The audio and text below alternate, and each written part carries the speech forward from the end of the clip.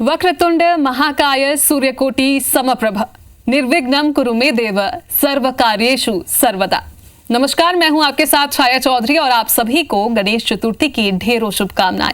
आने वाले 10 दिनों तक श्री गणेश हमारे बीच विराजेंगे और विघ्नहर्ता हमारे विघ्नों को हरेंगे। तो इन दिनों हम गणेश की पूजा कैसे करें, क्या ना करें, इसकी जानकारी हमारे साथ साझा करेंगे पंडित दत्तात्रेय होसकर जी।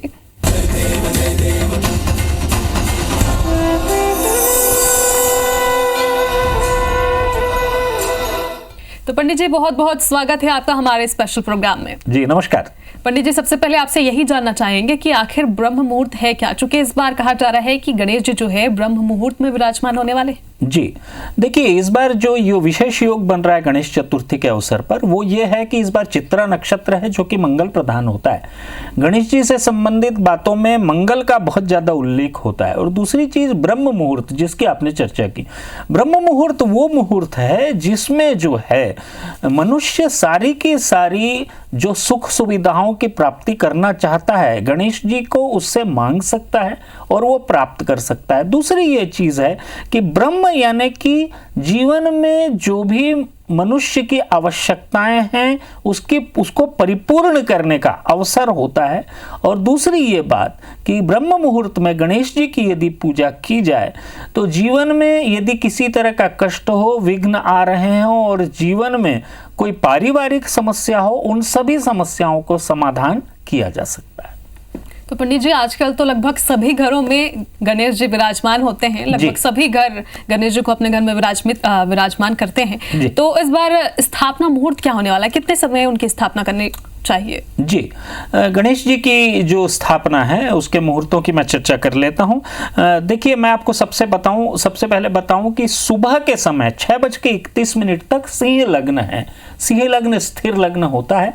इस समय यदि गणेश जी की स्थापना की जाए, हालांकि कठिन होता है सुबह सुबह स्थापना करना, लेकिन सुबह के समय यदि आप 6:31 से पहले स्थापना कर देते हैं तो आप ये पाएंगे कि जीवन में जो भी आपकी आकांक्षा है वो फलीभूत होंगी, परिपूर्ण होंगी।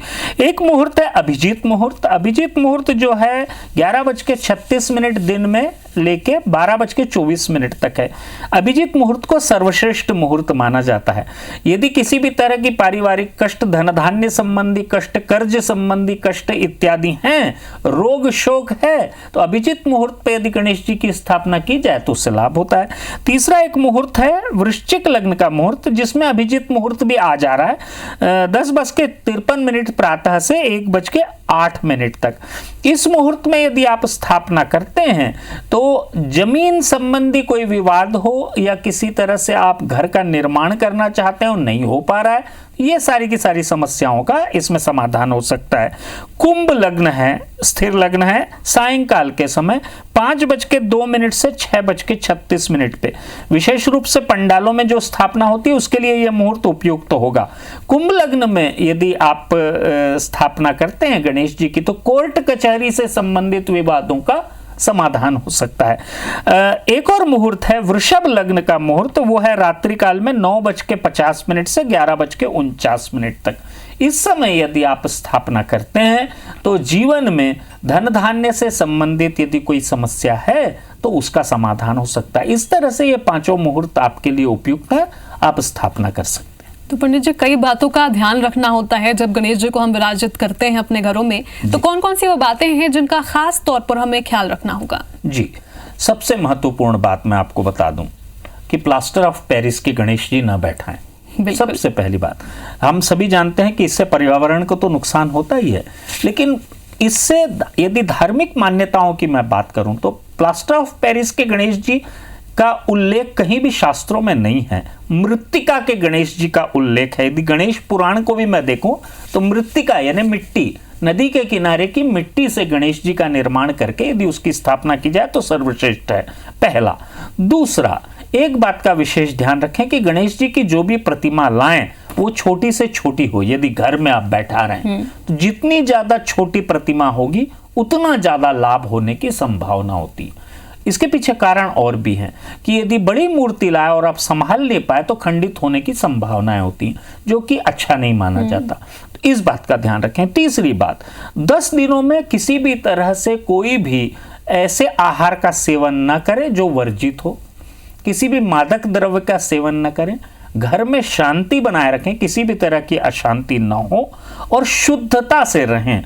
देखिए गणेश जी को हम सभी बैठा रहे हैं, लेकिन आजकल बहुत हल्के में लिया जाता है गणेश जी को बैठाना, कोई भी बैठा लेता है। तो इससे क्या है, फिर नुकसान होता है। क्यों?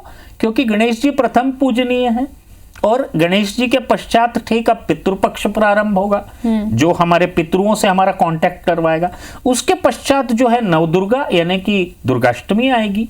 तो ये सारे के सारे पर्वों का प्रारंभ हो रहा है दीपावली तक, यदि मैं उल्लेख करूं तो इसीलिए गणेश जी का पूजन बड़ी सादगी से, बड़े अच्छे से, निश्चल मन से और सारी के सारी सुविधाओं और किसी भी तरह की गलत आदतों से दूर रह के इसको करना चाहिए। बिल्कुल। तो आप सभी को तो पता है कि गणेश जी का जो स्वरूप है वो सफलता का मार्ग तय करता है। तो पंडित जी उनकी साज सज्जा कैसी होनी चाहिए? जी, सबसे पहले गणेश जी जो है मोदक प्रिय हैं, तो गणेश जी को भोग अवश्य लगाएं।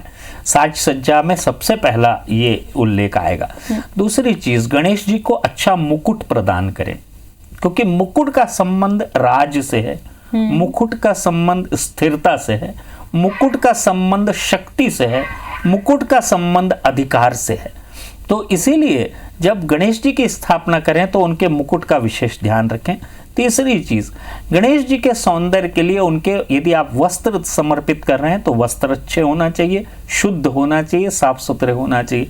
चौथी चीज, गणेश जी को जनेऊ अवश्य पहनाएं, क्योंकि गणेश जी पूर्ण ब्राह्मण हैं, तो उनको जनेऊ पहनाए बगैर उनकी स्थापना नहीं की जा सकती। पांचवी चीज जो महत्वपूर्ण है वो ये है कि गणेश जी के हाथों और पैरों का विशेष रूप से श्रृंगार करें। हाथ में यदि आप जो आलता इत्यादि लगाते हैं, कम से कम थोड़ा सा आलता उनके हाथों को छुआ दें, पैरों को छुआ दें। तो इस तरह से एक तरह से शास्त्रों में जो वर्णन है वो ये वर्णन है कि गणेश जी की प्रतिमा का जब आप स्थापना कर रहे हैं उनकी, तो शास्त्रों में कहा गया है अस्यै प्राणाः प्रतिष्ठन्तु अस्यै प्राणाः क्षरन्तु च, यानी कि गणेश जी की प्रतिमा से आपके प्राणों को आत्मसात किया जा रहा है। तो ये बहुत महत्वपूर्ण तथ्य है। इसलिए गणेश जी की प्रतिमा को आप स्थापित कर रहे हैं तो आप एक मान के चलिए कि अपनी आत्मा की स्थापना कर रहे हैं विघ्नों के विनाश के लिए। इसलिए गणेश जी की स्थापना करते हुए उनके सौंदर्य का विशेष रूप से ध्यान रखें। तो पंडित जी एक और बात सामने आती है, कई लोग कहते हैं कि जो खड़े हुए गणेश जी की मूर्ति है वो घर में नहीं रखने चाहिए, कई लोग कहते हैं कि जो लेटे हुए मूर्ति है उसे नहीं रखना चाहिए। तो किन चीजों का ध्यान रखना होता है? हम कैसी एक मूर्ति लेकर आए, गणेश जी को लेकर आए अपने घर में जिससे वो शुभ होगा? जी, गणेश जी जो है विशेष रूप से बैठे हुए गणेश जी यदि घर में हो तो श्रेष्ठ है। गणेश जी यदि आप देखिए, दो तरह से इनका उल्लेख है गणेश पुराण में। यदि किसी व्यापारिक प्रतिष्ठान में आप यदि गणेश जी की स्थापना कर रहे हैं तो खड़े हुए गणेश जी अच्छे माने जाते हैं। क्यों? क्योंकि व्यापारिक प्रतिष्ठान को हमें चलायमान करना है, उसको आगे बढ़ाना है, जड़त्व से दूर रखना है। जड़त्व यानी कि स्थिरता। हमको क्या व्यापारिक प्रतिष्ठान को हम स्थिर रख सकते हैं? नहीं रख सकते, आगे बढ़ाना है। तो व्यापारिक प्रतिष्ठान में यदि स्थापना कर रहे हैं तो निश्चित रूप से खड़े हुए गणेश जी श्रेष्ठ होंगे। लेकिन घर में जब स्थापना आप कर रहे हैं तो विशेष रूप से मैं आपको बता दूं कि बैठे हुए गणेश जी, आसन में बैठे हुए गणेश जी, लेटे हुए गणेश जी, यदि अर्ध लेटे हुए हैं यानी कि एक गणेश जी की प्रतिमा होती है जिसमें वो अपने सिर पे हाथ रखे हुए हैं और लेटे हुए हैं, ऐसी प्रतिमा की स्थापना की जा सकती है। पूरी तरह लेटे हुए गणेश जी की स्थापना नहीं की जा सकती। इस ढंग का आप विशेष रूप से ध्यान रखें। रंगों का भी ध्यान रखना चाहिए। विशेष रूप से यदि आप किसी तरह से रंगों की प्रधानता की ओर जाएंगे तो सबसे अच्छे गणेश जी लाल रंग के गणेश जी होते हैं। क्यों? शास्त्रों में कहा गया है रक्तम लंबोदरम शूर्पकर्णकम रक्तवाससम रक्तगंधानुलिप्तांगम रक्त पुष्पैः सुपूजितम, यानी कि रक्त का उल्लेख आ रहा है, यानी कि लाल रंग का उल्लेख आ रहा है। तो लाल रंग के गणेश जी सबसे उपयुक्त होंगे।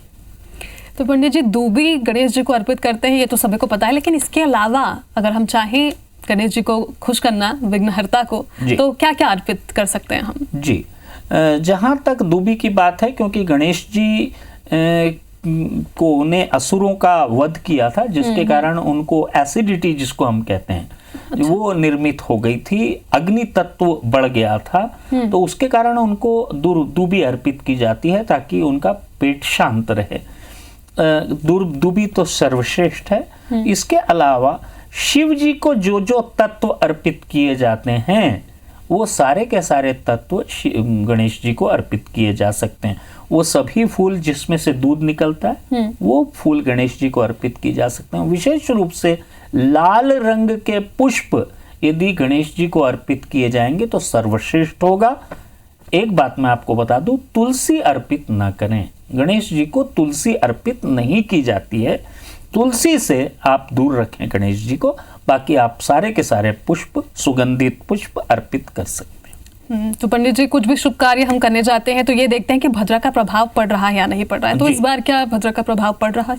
जी, देखिए, भद्रा का यदि मैं उल्लेख करूं तो भद्रा शनि की बहन है और 12 तरह की भद्राएं होती हैं। तो जिसमें कहा गया है कि यदि कन्या राशि या तुला राशि में चंद्रमा हो तो उस दिन जो है भद्रा पाताल लोक की होती है। और गणेश चतुर्थी पर इस बार जो है भद्रा जो है कन्या और तुला राशि के मध्य की है, जो कि पाताल लोक में है, पृथ्वी लोक पे नहीं है, इसलिए इसका कोई प्रभाव नहीं है। तो भद्रा की आप किसी भी तरह से चिंता न करें। गणेश जी की स्थापना मैंने जो सारे मुहूर्त आपको बता दिए हैं उनमें से किसी भी एक मुहूर्त का चयन करके आप गणेश जी की प्रतिमा की स्थापना कर सकते हैं। राशि के हिसाब से अगर कहें तो राशि के अनुसार किस तरह से उपाय करने चाहिए? जी, देखिए, राशि के अनुसार जो है यदि शास्त्रों का मैं उल्लेख करूं तो उसमें राशि के अनुसार जो है मंत्रों का उल्लेख है कि राशि यदि आपकी विभिन्न राशियां हैं उसके हिसाब से आप कौन से मंत्र को पढ़ सकते हैं। मैं बता दे रहा हूँ बारी बारी आपको। यदि आप मेष राशि के जातक हैं तो मंगल प्रधान है, आपको ओम हेरंबाय नमः इस मंत्र का जाप करना चाहिए और गणेश जी का विधिवत पूजन करना चाहिए, जो भी आप अपने घर में करते हैं। दूसरा, यदि वृषभ राशि के हैं तो आप शुक्र प्रधान हैं, आपको ओम श्री निधये नमः इस मंत्र का जाप करना चाहिए। मिथुन राशि के यदि आप जातक हैं तो बुध प्रधान हैं, आपको ओम वक्रतुंडाय नमः इस मंत्र का जाप करना चाहिए और गणेश जी का पूजन करना चाहिए। कर्क राशि के जातक हैं यदि आप, तो आप चंद्र प्रधान हैं, आपको ओम शंभुपुत्राय नमः इस मंत्र का जाप करते हुए गणेश जी का विधिवत पूजन करना चाहिए। यदि आप सिंह राशि के हैं तो आप सूर्य प्रधान हैं, आपको ओम रक्त वाससाय नमः इस मंत्र का जाप करते हुए गणेश जी का पूजन करना चाहिए। यदि आप कन्या राशि के हैं तो आप बुध प्रधान है, आपको ओम शूर्पकर्णाय नमः इस मंत्र का जाप करते हुए गणेश जी का पूजन करना चाहिए। यदि आप तुला राशि के हैं तो आप शुक्र प्रधान हैं, आपको ओम श्रीमतये गणेशाय नमः इस मंत्र का जाप करते हुए गणेश जी का पूजन करना चाहिए। यदि आप वृश्चिक राशि के हैं, चंद्रमा नीच का होता है इस राशि में, वृश्चिक राशि के हैं तो मंगल प्रधान है, ओम अंगारकाय श्री गणेशाय नमः इस मंत्र का जाप करना चाहिए और पूजन करना चाहिए। यदि आप धनु राशि के हैं तो आपके लिए मंत्र होगा ओम गणाधिपतये नमः इस मंत्र का जाप करते हुए गणेश जी को हरिद्रा यानी कि हल्दी अर्पित करते हुए पूजन करना चाहिए। आप यदि मकर राशि के हैं तो आप शनि प्रधान हैं, आपको ओम नील लंबोदराय नमः इस मंत्र का जाप करते हुए गणेश जी का पूजन करना चाहिए। यदि आप कुंभ राशि के हैं तो आप शनि प्रधान हैं, आपको ओम व्रातपतये नमः इस मंत्र का जाप करते हुए गणेश जी का पूजन करना चाहिए। यदि आप मीन राशि के हैं तो गुरु प्रधान है, आपको ओम वरद मूर्तये नमः इस मंत्र का जाप करते हुए गणेश जी का पूजन करना चाहिए। ये 12 राशि के लिए उपाय हो गए। आप जो भी मंत्र का जाप करें लगातार करते रहें, गणेश चतुर्थी के 10 दिनों के पश्चात भी मंत्र का जाप करते रहें, निश्चित लाभ होगा। तो पंडित जी, जाते जाते आपसे एक बीज मंत्र भी चाहेंगे जिससे गणेश जी को हम खुश कर सकें। जी, देखिए, गणेश जी की यदि आप पूजा कर रहे हैं और गणेश जी से सब कुछ पाना चाहते हैं, देखिए विघ्न हरता है गणेश जी कोई भी कार्य में, चाहे वो आप धन धान्य से संबंधित हो, पारिवारिक संदर्भों में हो, व्यापार के संदर्भ में हो, कर्ज के संदर्भ में हो, रोग के संदर्भ में हो।